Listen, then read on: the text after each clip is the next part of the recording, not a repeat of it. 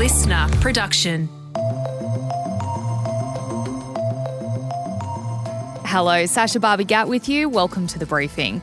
I'm sure you've been in a bar or a nightclub or a supermarket somewhere, and this has come out of the speakers.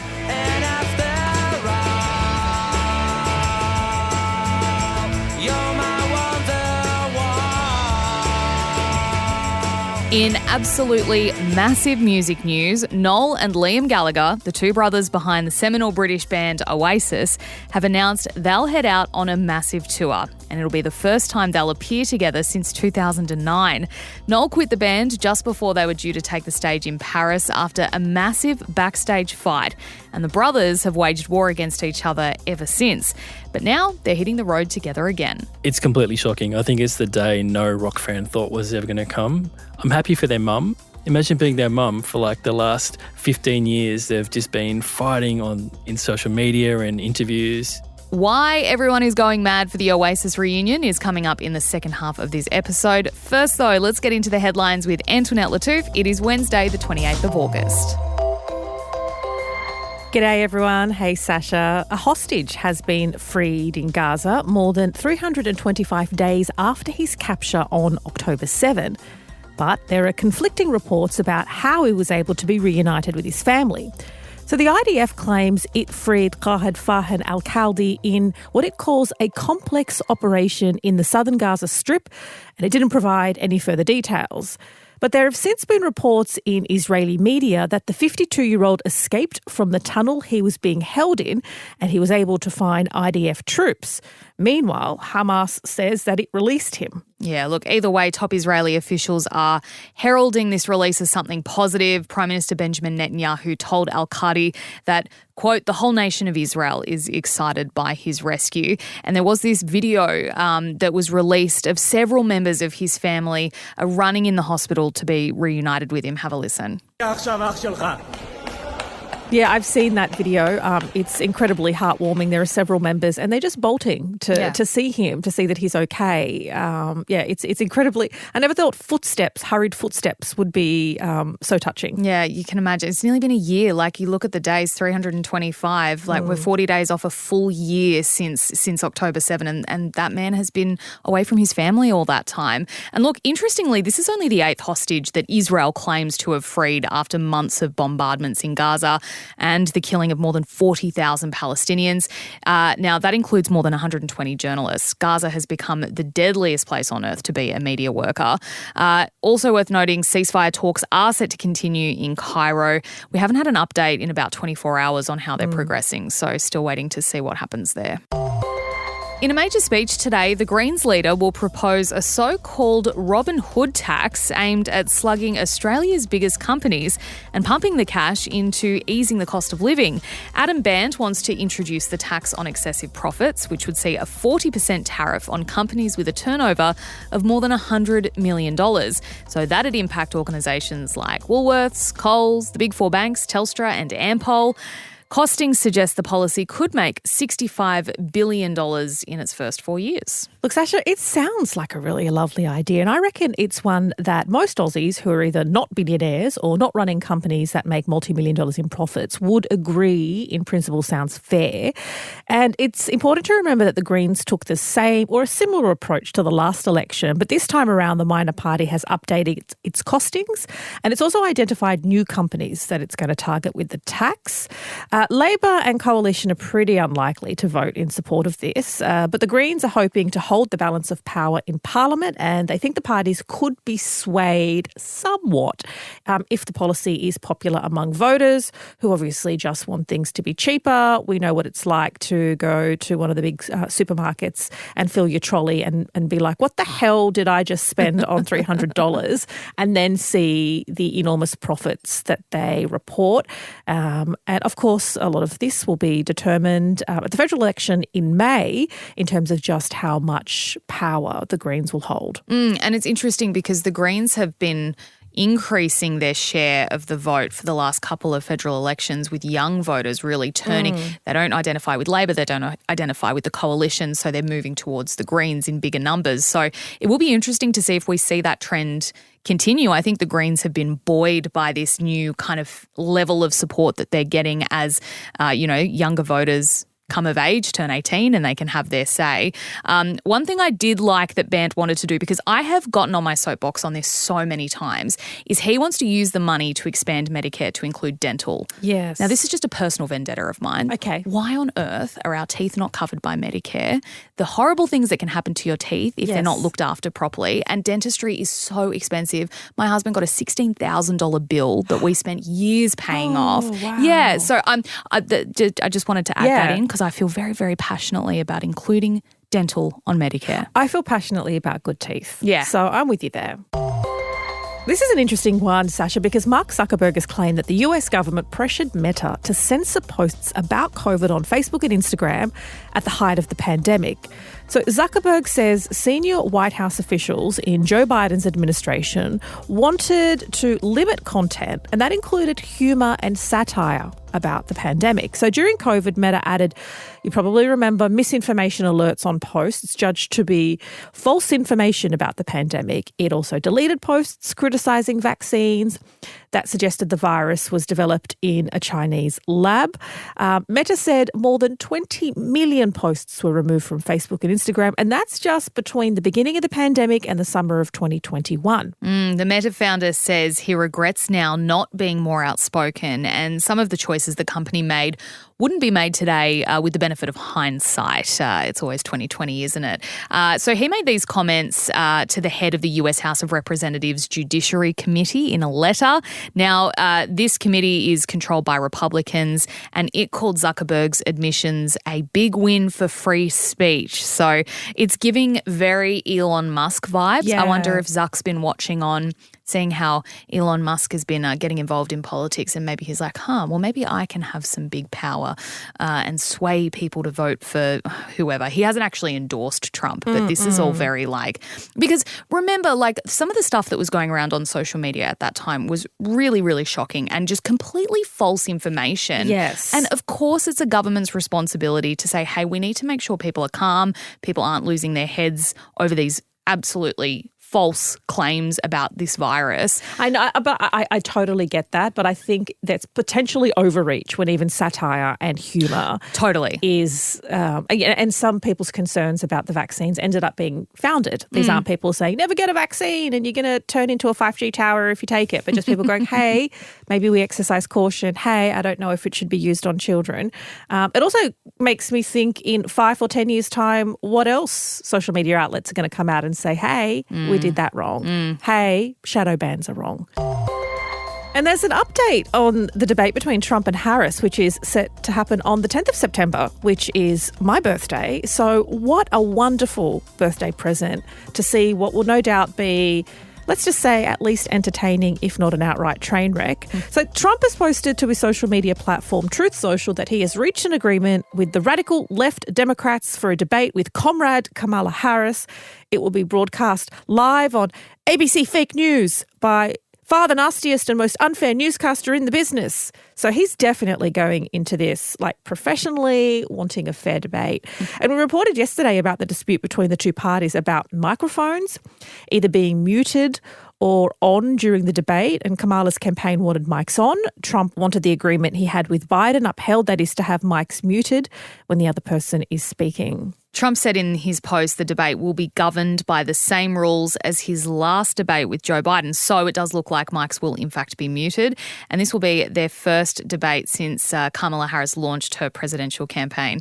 I agree. What a great birthday present to sit and watch that. It's always entertaining. I mean, it's going to be hilarious. Yeah. I like sitting over here in Australia and watching the shit fight that is US politics. Yes. Antoinette, thanks so much for being here for the headlines. Next up, it's our deep dive into the Oasis reunion and why people care so much.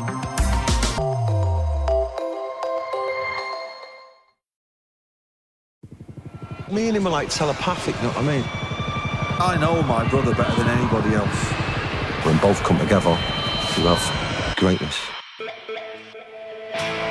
And the best British group is Oasis. Manchester band Oasis have received 3 nominations this year. Truly wonderful, Oasis. The unpredictable lead singer walked out on his brother and band at Heathrow. Noel announced he's quitting the band because he can't work a day longer with his brother Liam.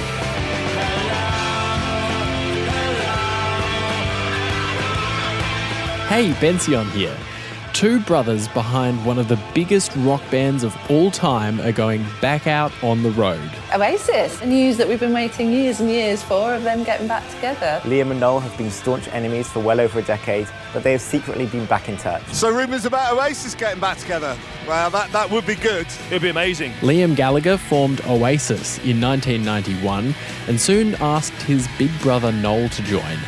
They launched internationally with the hit album Definitely Maybe.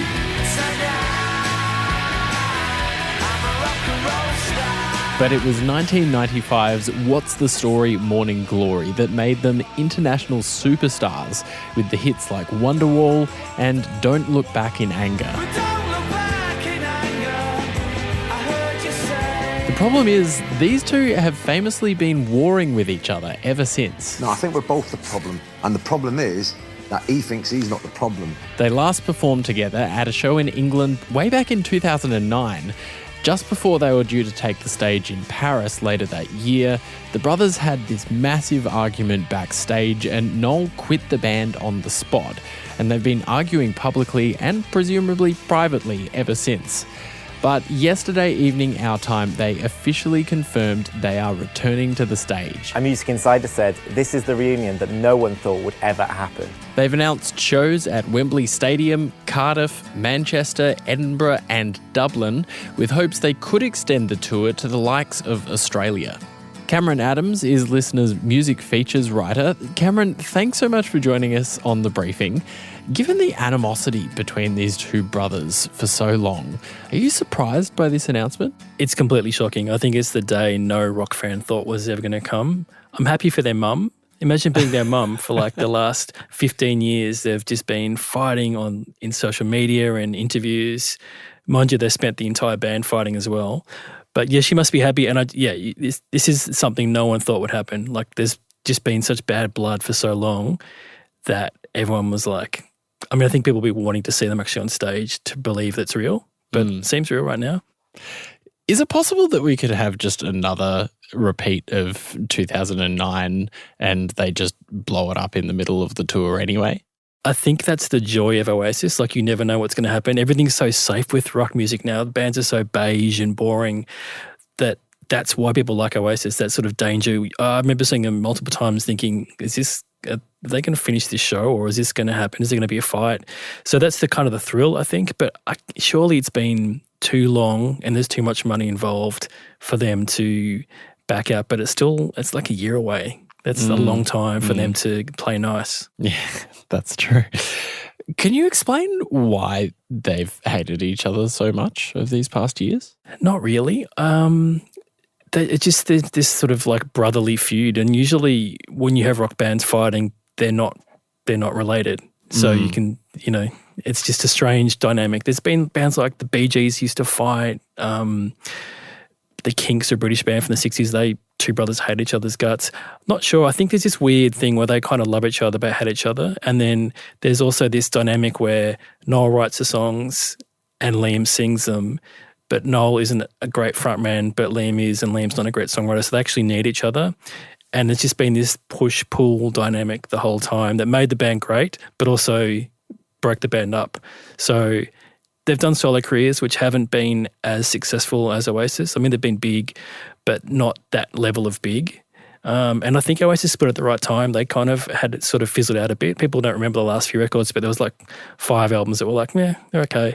But those first 2 are so good, and that's what kept them sort of the new generations found them through those 2 records, like the Wonderwall and Don't Look Back in Anger, Live Forever, these classic songs. We've got how many? 1, 2, 3, 4, 5 big stadium shows. What are we excited about? That's a lot. That's the promoters obviously. I thought they'd do bigger venues. I thought you'd do less shows. When they played Nebworth, they played to 125,000 people a night over 2 nights. They could easily do bigger venues than they're doing. Wembley's 90,000 people. So there'll be more shows. There's lots of dates between there. But yeah, it's just a matter of keeping them together for as long as possible. But I'm sure there's a sweet paycheck at the end of this, which will make everyone kind of happy. There's a lot of people listening who might say, well, I remember Wonderwall, I remember all those songs, but are they going to be as current or as relevant now all these years on? Do you think that this tour could be of the scale of a Taylor Swift or a Beyonce or something like that, or is it just not going to be that way this time? Oh, I think this is rock music's Eras tour for sure. Like, there's been no rock bands since Oasis, really. Like, I mean, there's Coldplay, but they're different thing. There's no big sort of dangerous rock band. And these are the people who've grown up hearing those stories who want to see this band. Liam Gallagher does a lot of Oasis songs in his live show, and I've been to those shows, and it's like sort of an LD Oasis. It's like it's the guy who sings it, but it's not quite. The guy who wrote them is not there, but it's still amazing, and people are loving it. They're just anthemic songs people want to sing out loud, and they kind of work. They were built to be played in big venues to big people, so it's going to be incredible. I think there'll be people who just always wanted to see Oasis, and this is like a bucket list moment for them. The video that we've just seen released doesn't seem to have any other band members in it. Can we expect this just to be the brothers on stage? It seems that way. I guess that's all you need. It's a bit like AC/DC, as long as there's a couple of originals there. I mean, they're the two everyone wants to see. I mean, that's the magic, that the two brothers. It would be nice to have the originals. It'd be nice for them to get a payday as well. But Noel, it seems like it's Noel's band. Noel's band has a member who plays scissors. The instrument is literally a pair of scissors. So it's very different to Oasis, which is kind of like, meat and potatoes rock. But I mean, I think we just need them on a stage together. That's the attraction. How big do we think that this tour could be? It's going to be massive. The fact that it's taken so long to happen, I think, has just created this huge buzz. Liam played Nebworth himself last year solo to 100,000 people. So when they played Nebworth in 96, they did 2 shows, but it was 2.5 million people wanted tickets. And wow. That was back then. I feel like they're bigger than they were. Like they've kind of, they're people for first time around will want to go. People who weren't there will want to go. So it's going to be massive. And there's nothing, it won't make register in America, but in Europe and hopefully here, people will be very excited. People famously have had a lot of trouble getting tickets to big shows and had to spend a lot of money to do it. Do you expect that that's going to be the experience for Australians this time? Absolutely. Yes, it's going to be meltdown. A lot of boomers online trying to get really angry about not getting tickets. Yeah, it's going to be mayhem, like absolute mayhem. Hopefully it makes it to Australia. At the minute, obviously it's just, the UK and European dates. I did speak to a source in Ticket World here who said they're waiting to see whether they stay together long enough to get them here, but I'm sure the offer's there. It would make sense to get them here sort of our summer next year. But yeah, it feels like a house of cards. But that's the excitement about it as well. Yeah. As a person who has sources in the industry in that way, what would it take for a tour like that to make it over here? A lot of money. Yeah, I could see that being maybe a one-off Australian show. They toured here for the first time in 97 and it was an absolute mayhem. This was the full cocaine era. They were just absolute post-success, just a hot mess. They were quite open saying it was one of the worst tours they ever did. Liam got arrested on the plane. They got banned from the airline. Liam headbutted a British backpacker in Brisbane. Total mess. They did redeem themselves later. They went a couple of times and they were great. But there's definitely, a lot of British people live here. It would be very easy to fill up a very large venue with Oasis. But yeah, I can't imagine this. It's just be a guaranteed, one of those like Taylor Swift, it would be a guaranteed seller. And in the market where things aren't selling, Oasis would sell. Have you ever been to a concert that big? Glastonbury, pretty big. How was it? Wild. Yeah, like it's the whole communal experience. And there's certain bands like that and certain songs like that which you want to see with a lot of people. Like they work if Noel's doing an acoustic show or whatever, but you want to see a whole field of people singing Wonderwall or Don't Look Back in Anger. What do you think you'll look forward to the most out of this tour? Look, I just want to see it happen. I want to see the two brothers. Everyone will be like, are they going to hug? Is it what's going to happen here? Can they keep it together? before? Can Liam stop tweeting about his brother before? Maybe he needs to sign an NDA or like just log off for a while, because he has actually wanted this to happen. Liam's been driving this. He never wanted the band to split up. Noel was the one that's been, no, I'm not doing this, and it's took his toys and threw them out of the pram. It's his band in a way. So yeah, that's just this dynamic again, which is fascinating to watch. Whether, I mean, they've signed the contracts, they've posed together in a photo for the first time in 15 years. So it looks like it's going to happen, but I just want to see it actually happen. Well, we all want to see it actually happen. Cameron, thanks so much for joining us on The Briefing.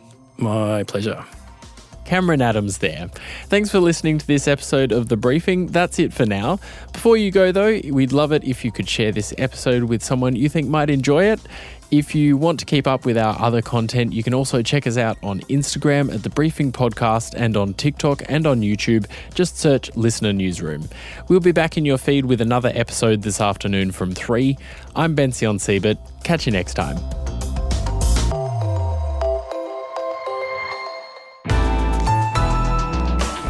Listener.